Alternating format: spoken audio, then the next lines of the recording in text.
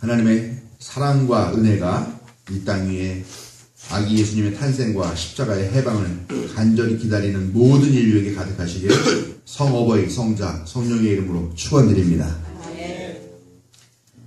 예, 내일이 성탄절인데 어디 가나 성탄 분위기가 별로 안 나는 것 같습니다.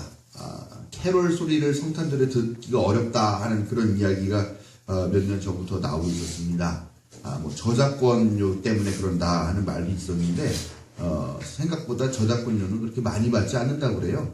왜 그러냐 그랬더니 옛날에는 상점 안에서 노래를 틀어놓으면 난방을 하더라도 겨울에 이렇게 문을 활짝 열어놓고 그 캐롤을 틀었는데 요즘은 난방을 한 상태에서 가게 문을 열어놓으면 벌금이 나온다 그래가지고 문을 닫아놓기 때문에 소리가 바깥으로 안 나온다 뭐 이런 얘기도 하더라고요. 그 뉴스에 보니까요. 그런 것도 있는데 또 한편으로는 업주들이 더 이상 그 캐롤을 틀어놔도 매출 상승에 큰 도움이 안 된다 하는 또 그런 이야기도 있어서 젊은 사람들이 많이 그 매출을 올리는 그런 매장은 그냥 가요를 틀어놓는 게 더 매출에 도움이 된다 그런 이야기도 있더라고요. 제가 아들이 둘이 있는데 아들 중에 한 아들이 누군지는 얘기하지 않겠습니다. 이번에 와서 아빠 저 이번에 성탄절 연합예배 드리러 안 가면 안 돼요 이렇게 얘기를 하더라고요. 왜 그러냐 뭐 별로 의미도 없고 뭐 내가 가거나 안 가면 뭐 달라지는 것도 없는데 뭐 그냥 그 시간에 차라리 저는 크리스마스를 즐기고 싶습니다 그랬어요. 즐기면 뭐 할 건데 뭐 가봤자 뻔하게 뭐 친구들이랑 PC방이나 밖에 더 가겠니 이렇게 얘기를 했는데 그 아이의 말이 저도 공감이 가요 사실. 성탄절이라는 게 옛날같이 그렇게 어떤 뭐 교회에서 올라이트를 하면서 막 뭐 새벽송을 돌고 그런 느낌도 별로 없고 하니까 성탄 분위기 이런 것 때문에 그럴 수도 있겠다는 생각이 하는데 그럼에도 불구하고 제가 가자고 설득을 했습니다. 예수님은 이 땅에 낮고 힘들게 사는 사람들을 위해 가지고 오신 건데 그래도 성탄절 그렇게 고난받는 일과 함께하는 연합 성탄절 예배인데 그는 꼭 가야지 되지 않겠니? 그래야 성탄절의 의미가 있는 거 아니니? 이렇게 설득을 했고 그래서 알겠습니다 가겠습니다 이렇게 얘기를 했습니다. 난 아들들 니네 둘 중에 아무도 안 쳐다보면서 얘기했다. 네. 절대 들통나지 않을 테니까 걱정하지 마. 분명한 것은 크리스마스, 성탄절이 최조 현상을 보이고 있다라는 것입니다. 단순히 축제로서의 크리스마스의 최조인지 아니면 기독교 자체의 몰락 징조인지 하는 것을 진지하게 생각해 봐야 될 때가 되지 않았나 하는 생각을 합니다. 어쩌다 인류를 구원하시기 위해서 오신 아기 예수 그리스도의 구세주 탄생이 이렇게 가벼워지고 무관심해졌는가 하는 생각을 해보면 어쩌면 우리 기독교 역사 2000년, 개신교 역사 5000년을 잘못 보냈기 때문에 그런 것은 아닌가 하는 그런 반성적인 생각들을 한번 해보게 됩니다.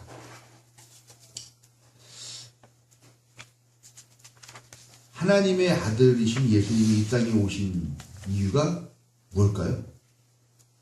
왜 우리는 예수라고 하는 그 어떤 한 사람을 그리스도 구세주라고 얘기를 하면서 그 아기 예수의 나심 탄생을 이렇게 기다리고 있을까요? 예수라는 사람은 어떻게 하나님의 아들이 되었을까요? 예수님이 정말 하나님의 아들로서 이렇게 뚝 떨어지신 분인지 아니면 사실 아주 탁월한 사람이었는데 하나님이 아들로 삼아주신 건지 어찌 되었건 간에 왜 우리는 예수님의 탄생을 기리고 기다리며 또 추앙하고 이날을 기념하고 있습니까? 왜 우리는 아기 예수의 나심을 기다리고 있습니까? 예수님이 추앙받고 우리가 기다리는 것은 하나님의 아들이기 때문에, 즉 하나님 자신이기 때문에, 대단하신 분이기 때문에, 신이기 때문에 운명적이고 예정적인 것이라서 우리가 기다리고 그렇게 추앙하는 것입니까? 아니면 그의 삶을 또 죽음을 보니까 이렇게 사신 분이 하나님의 아들이 아니면 누가 하나님의 아들일까라는 그런 것을 우리가 확인했기 때문입니까? 제가 생각해 보니까 예수님이 하나님의 아들인 것은 그가 그렇게 그의 삶과 그의 죽음을 통해서 그의 신적인 삶을 증명했기 때문에, 가장 올바른 사람으로 살았기 때문에, 가장 참된 사람으로 살았기 때문에 그게 바로 하나님의 아들이라는 증거가 아니겠는가 하는 그런 생각을 해봅니다. 이게 참 신학이라는 게 말장난에서 이렇게 얘기할 수도 있고 저렇게 얘기할 수도 있는데, 어쨌건 제가 볼 때는 예수님이 하나님의 아들인 것은 가장 올바른 삶을 사신 사람이었기 때문에 라고 그렇게 생각을 합니다. 지난 주일에 제가 설교를 했습니다. 기억하시겠지만 예수님 당시 이스라엘은 어떤 나라였냐? 로마 제국의 압제, 그 다음에 헤롯의 독재, 그 다음에 유대교 종교주의가 이렇게 삼각형을 이루면서 당시의 민중들을 아주 철저하게 억압하고 착취하고 하던 그런 시대였다. 그래서 이 백성들의 삶은 정말 하루하루 황폐하고 정말 근근히 살아갈 수밖에 없는, 그냥 이 삼중고 가운데 시달리면서 간신히 생명을 이어가고, 결국은 빚지고 빚지다 못해서 자기 자식들도 다 팔아먹고 결국은 마지막에 자기 자신도 종으로 팔려가는 그런 운명이 되거나, 아니면은 이 꼴 저 꼴 다 꼴보기 싫다고 해서 빚쟁이들 피해서 도망 나가지고 산적이나 강도가 되는 그런 시대, 아니면 뭐 그런 강도를 위장한 반란군 이런 데에 가담하게 되는 그런 시대를 살았다는 것입니다. 이런 시대상을 보면서 예수님은 이렇게 사람들이 살 수밖에 없는 이유는 결국 기득권 세력의 독점으로 인한 것이구나 라는 것을 예수님은 아셨다는 거죠. 로마 제국의 세금 착취, 또 헤롯의 독재에 의한 각종 세금 착취, 거기다 유대교에서의 각종 세금과 또 뭐 종교적인 정신적인 그런 압제, 이런 것들을 보시면서 예수님은 이 기득권 세력들의 독점과 착취에 저항하시고, 가난한 사람들에게 너는 가난하기 때문에 죄인이고 병자이기 때문에 죄인이고 너는 그렇게 살기 때문에 하나님께 버림받은 존재가 아니라, 너는 비록 그럴지라도 전적으로 하나님의 크신 사랑을 입은 하나님의 자녀다라는 그런 정체성을 심어주셨다. 당시에 팽배했던 돈과 권력에 매인 그런 삶을 해방하시고, 또 그런 방식에 매여있는 그런 사고와 생각을 해방하신 것이 바로 예수님의 사역이라는 거죠. 그것으로서 구원의 사역이 성취되었다라고 우리는 고백하는 것입니다. 황제와 헤롯 대왕과 대제사장이 지배하는 그런 사회가 아니라 하나님의 공평과 정의가 지배하는 세상, 바로 하나님 나라의 비전을 보여주신 것이 바로 예수님이셨죠. 우리가 예수님의 나심을 기다리는 것은 그런 해방의 역사가, 그런 변화의 역사가, 그런 부활의 역사가, 그런 개혁의 역사가 지금 여기 나에게도 일어나기를 바라기 때문이 아닌가, 그렇게 고백을 하게 됩니다. 예수님이 대략 주 30년경에 십자가에 달려 돌아가셨습니다. 원래 예수님의 무리는 이렇게 크지 않습니다. 무슨 5,000명도 먹이고 4,000명도 먹이고 이렇게 얘기 나오는데, 실제로는 그렇게 큰 무리는 아니었다라고 이렇게 학자들이 판단을 하고 있습니다. 아무튼 그런 조직이었지만 예수님이 십자가 처형을 당한 후에 많지 않은 그룹이었지만 그 무리들이 다 예수님을 떠나서 뿔뿔이 흩어지고, 또 자기도 예수님 같은 처지가 될까봐 두려워서 흩어지고 그랬던 것이 아니더라고요. 잠시 제자들이 숨어 있었지만 예수님이 돌아가신 한 50일쯤 되어서 다시 이 사람들이 바깥으로 뛰쳐나오게 됩니다. 나와서 뭘 하느냐? 예수님이 하셨던 그 일을 그대로 한다라는 겁니다. 병든 자를 치유하고, 치유한 사람과 함께 공동 식사를 나누고, 또 당시에 소외된 사람들을 초대해가지고 공동 식사를 나누고, 그들을 섬기고, 가진 것을 팔아서 그 사람들과 나누어 쓰고 하는 그런 삶을 살게 되더라. 그거를 우리가 이 종교적인 교회적인 역사로 볼 때는 성령 사건이라고 얘기하는 거지. 성령 사건이 뭐냐? 예수님 처형 이후에 두려움에 발발발발 떨고 숨어있던 사람들이 그 두려움의 껍질을 깨고 뛰쳐나와서 결단하고 세상 가운데서 예수처럼 따르는 삶이 얼마나 큰 의미가 있는 것인가 하는 것을 보여주는 그 사건을 우리는 교회 용어로 성령 사건이라고 얘기를 하는 겁니다. 예수님의 부활은 예수님 자신의 부활로만 끝났다면 아무 의미가 없어요. 그렇죠? 예수님이 부활한 거 무슨 상관이에요? 그런 옛날에 그런 사람이 있었지, 대단한 사람이 있었죠. 예수님의 부활 사건이 그것으로 끝나면 아무 의미가 없지만 세상에 계속 남아서 그 부활의 삶을 또 예수의 정신을 계승하여서 그 삶을 따라 살 그 제자들이 있을 때라야 비로소 그 부활이 진정으로 의미가 있는 것이고 그 부활이 오늘도 여전히 똑같이 일어나는 그런 무한히 반복되는 사건으로 우리에게 의미가 있게 된다는 것이죠. 살아남아서 예수님이 가르치시고 예수님이 보여주시고 죽기까지 사셨던 그 삶을 따라 사는 사람들이 예수님의 삶의 모습, 예수님이 가르쳤던 그 내용들, 그런 것들을 고스란히 간직하면서 그걸 후대에 계승하기 위해서 이야기로 만들고 시에 담았다라는 것입니다. 그 예수 정신이 오롯이 담아서 그렇게 전해지고 불려진 시가 예수님 사후 한 50여 년 정도 지나서 기록된 이 누가복음에 고스란히 담겨있다라는 것입니다. 오늘 읽은 본문은 마리아의 찬가라고 그렇게 이야기합니다. 마리아의 찬가. 마리아가 찬송의 노래를 불렀다. 시죠, 하나의. 시인데 여기에 이제 찬송을, 곡조를 이렇게 붙여서 부른 그런 찬송이다라고 보시면 됩니다. 예. 어떤 찬송, 어떤 멜로디인지는 잘 모르겠습니다만 아무튼 이게 계속 전해지던 그런 노래였죠. 예수의 어머니 마리아의 입에 이 노래를 갖다 붙였어요. 실제로 마리아가 이렇게 불렀겠습니까? 나중에 예수님이 이렇게 유명해지고, 예수님의 이 일이 귀해지고 하니까 예수님의 그 뜻을 담아서 노래를 불렀던 거를 어떻게 할까? 마리아의 입에다가 넣어서 마리아가 부른 것처럼 했겠죠.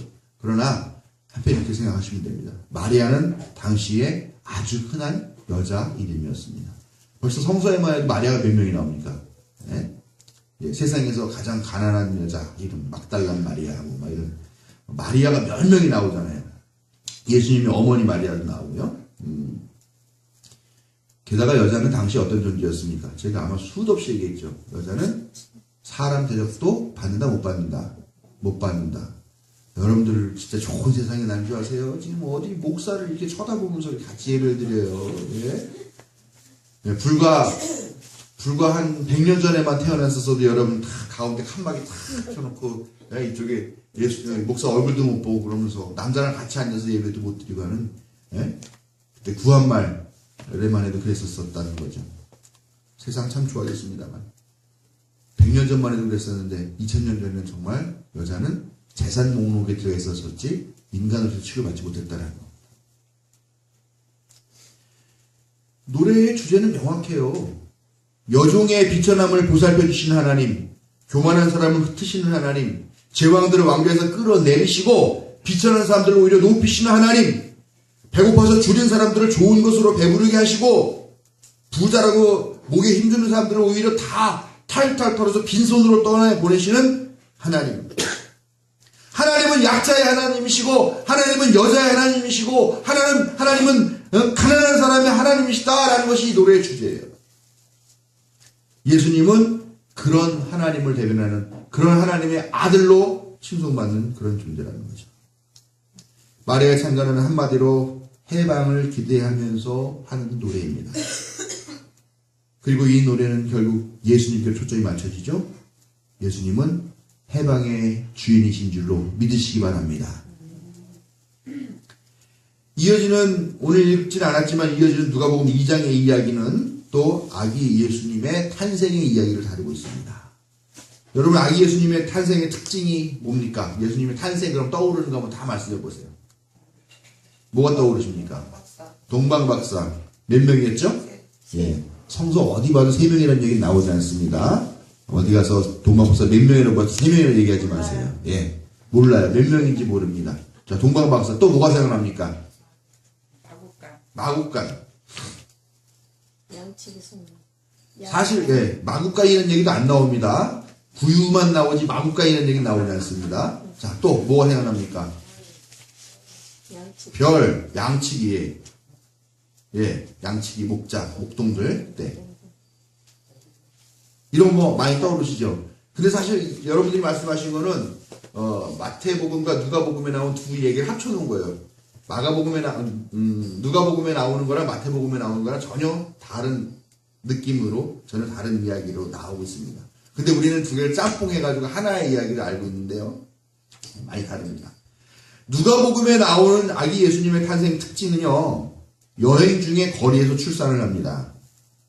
여관방을 구하지 못했어요. 그래서 아기를 낳아서 포대기에 쌓아서 구유에 눕혀놨습니다. 근데 뭐 구유라는 게 어디에 있어요? 서구 영화 보면 술집 앞에 구유가 있죠. 예. 그러면 이스라엘 어딘지 모르겠습니다. 아무튼 구유가 있었던 자리가 마구간이 아니겠느냐를 추측할 때 마구간 얘기를 하는 건데요. 거기에 하여간 눕혀졌습니다. 예수님의 탄생을 축하하기 위해서 온 사람들이 있어요. 누가복음에는 동방박사 얘기는 나오지 않고 목자들, 목동들이 왔다고 그렇게 이야기합니다. 예수님이 생전에 그런 말씀을 하십니다. 여우도 굴이 있고 공중의 새도 둥지가 있지만 인자는 머리 둘 곳이 없다. 예수님은 자신의 말처럼 태어나는 순간부터 그 머리 둘 곳도 없었다는 거예요. 낳자마자 그 피덩어리를 눕힌 데가 구유였다는 것입니다. 길거리에서 태어나서 구유에 누웠고 축하 방문객이라고 하는 사람이 그때 당시에 목자들 최악의 직업인 사람들이에요, 여러분. 뭐 목자, 뭐 예수님이 목자 뭐 이렇게 양떼들이 있는데 뭐 양 한 마리 갖고 이렇게 근엄한 표정으로 이렇게 지팡이 짚고 있으니까 목자는 대단하게 좋아 보입니까? 목자는 3D 중에 3D입니다. 예? 언제 들짐승 만날지 모르지 위험하잖아요.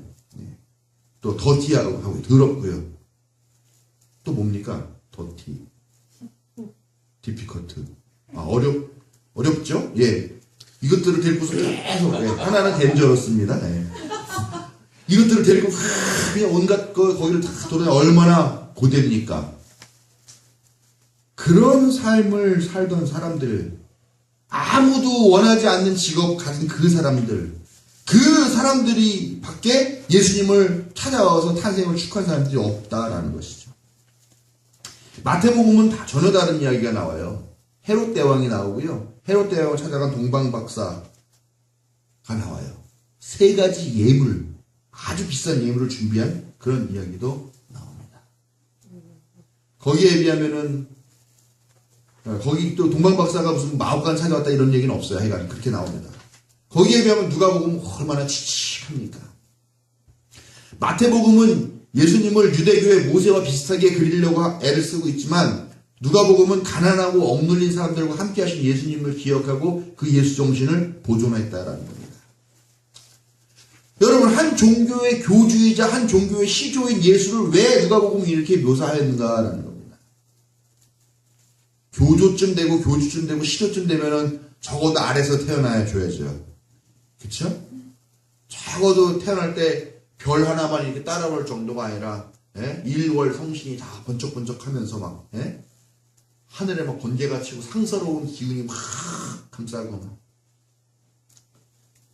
그런 탄생도 아니고, 어떻게 아무도 알아주거나 아무도 챙겨주지 않는, 고작 별 볼 일 없는 목자들이나 들여다보는 그런 탄생으로 왜 예수님의 탄생은 그랬을까? 그것이 바로 예수님의 본질이기 때문입니다. 예수는 하나님이시죠?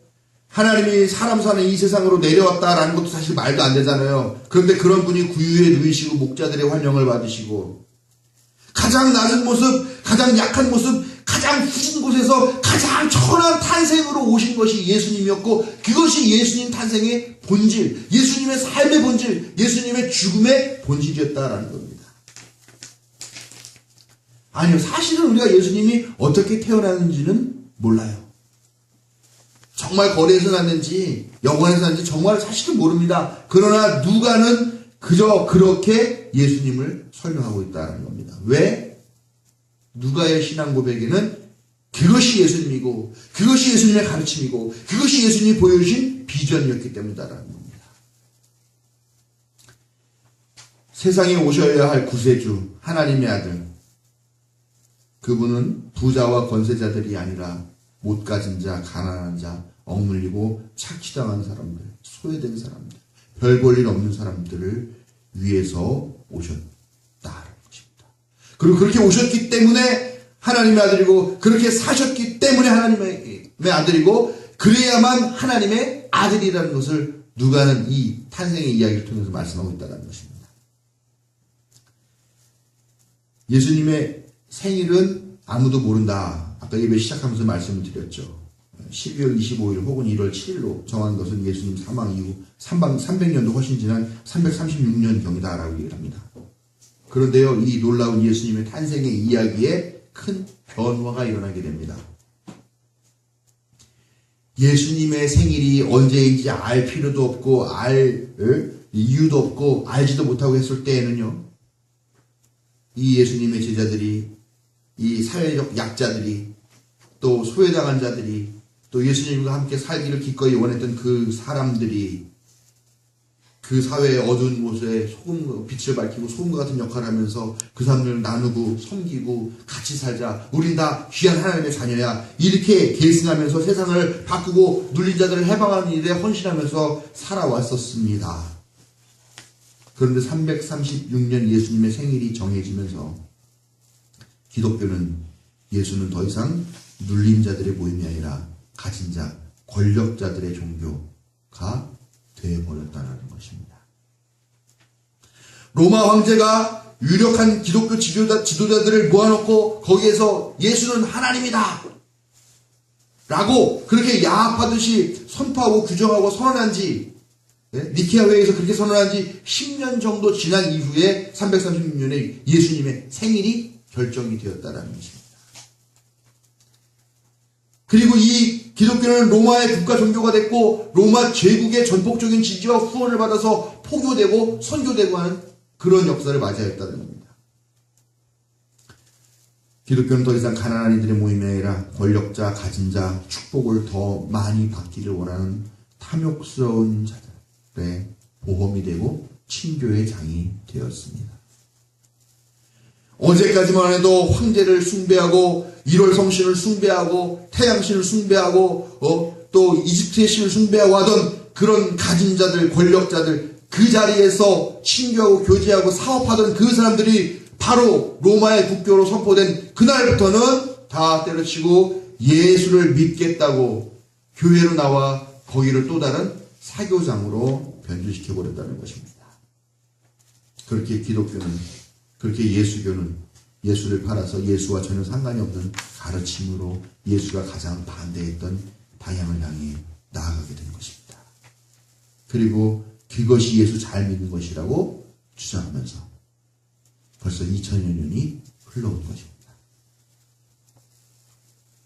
제가 요즘 종교란 무엇인가 하는 그런 질문들을 한번 해봅니다.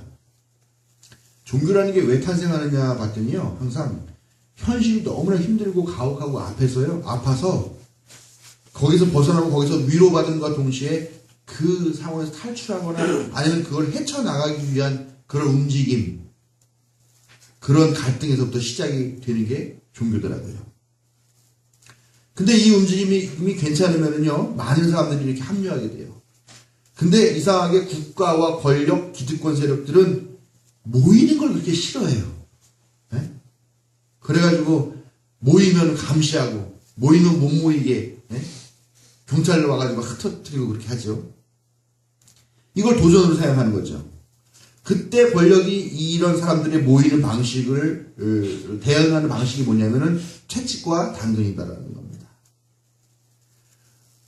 예수 정신 좋다고, 예수님 따라 사는 게 좋다고 다 사람들이 모여가지고 막 예수 운동하고 막 사람들에게 가진 건 나눠주고 먹을 건 나눠주고 병든 자 막 안아주고 위로하고 하면서 이런 운동을 하면서 사람들이 다 막 모이죠. 다 위로받기를 원하니까 다 모입니다. 그랬더니 로마가 그 꼴을 보기 싫어가지고 예수님을 결국 십자가에 못 박아 죽이죠. 교주를 죽였으니까 이거 없어질 줄 알았는데 이것들이 다시 살아나서 나타나니까 어떻게 합니까? 박해를 시작합니다. 막 검투사들한테 찔러 죽이라고 그러고 사자 우리에 넣어가지고 뜯어먹기 죽이게 하고 막 이러죠. 그랬는데도 악착같이 살아남습니다, 이 사람들이. 그런데 방법을 바꿉니다. 당근으로 바꿉니다. 국교로 만들어줘요. 국가에서 지지해줍니다. 종교 지도자를 높이 쳐줍니다. 기독교가 더 이상 박해받지 않아도 되고 오히려 국가의 지원과 지지를 받게 되니까 스스로 기득권자가 되어버렸다라는 겁니다. 예수님이 그렇게 비판하셨던 유대교가 하던 짓을 그대로 하게 되더라는 겁니다.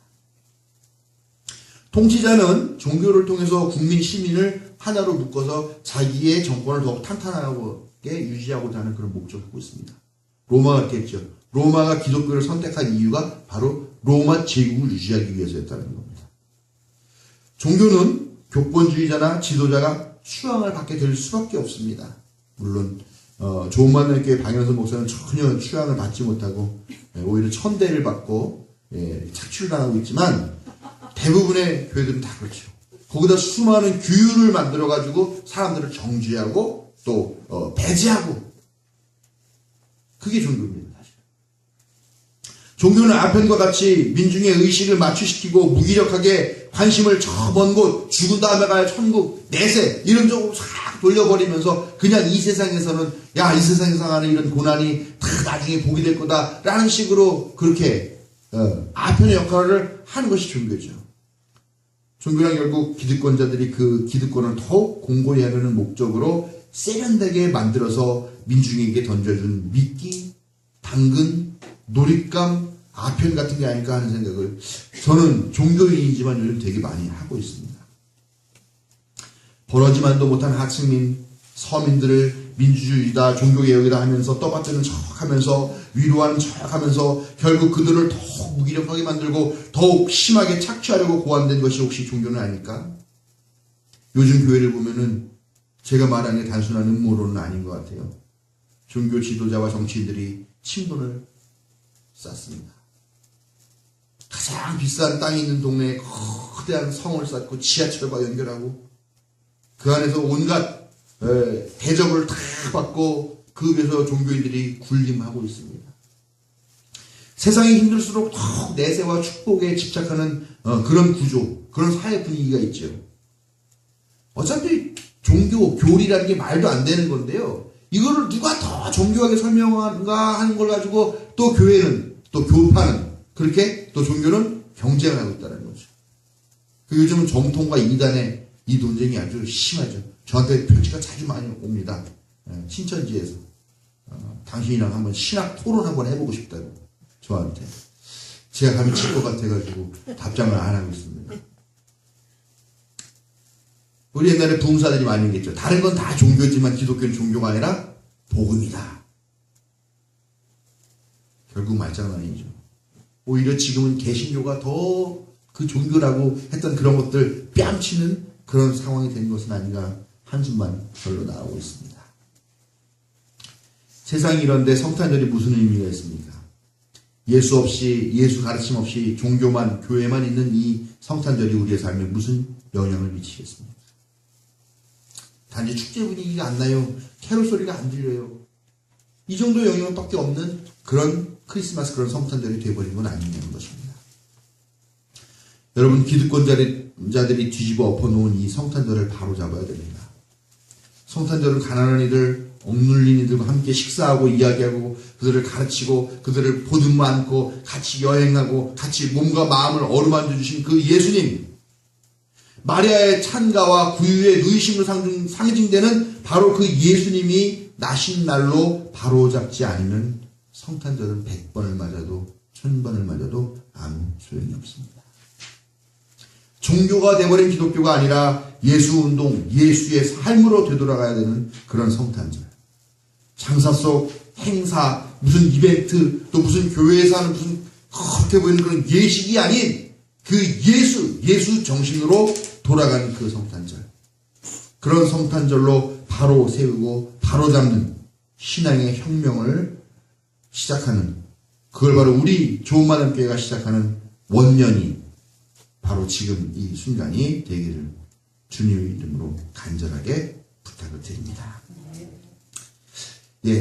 결국 가난한 교회는 주류교회에서 배제되고 작은 사람들은 작은 교회로 모이게 되죠. 주류교회에서는 쳐주지도 않죠.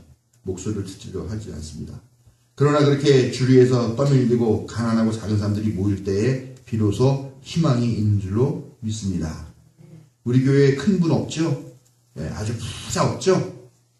저는 바로 우리 교회가 그런 희망이 있다고 봅니다. 왜냐하면 예수님이 그런 모습으로 그런 사람들을 찾아오셨기 때문입니다. 거기가 바로 성탄절 바로잡기에 도화선이 되는 줄로 믿습니다. 우리는 포기하지 않을 겁니다. 십자가에 달리실 때까지 결코 포기하지 않으셨던 예수님을 따른 우리, 그 가장 낮고 천하고 약한 그 탄생을 기쁨으로 기념하고 바로잡고자 하는 모든 신실한 성도들에게 하나님의 무한하신 사랑과 이끄심이 함께 하시기를 축원합니다.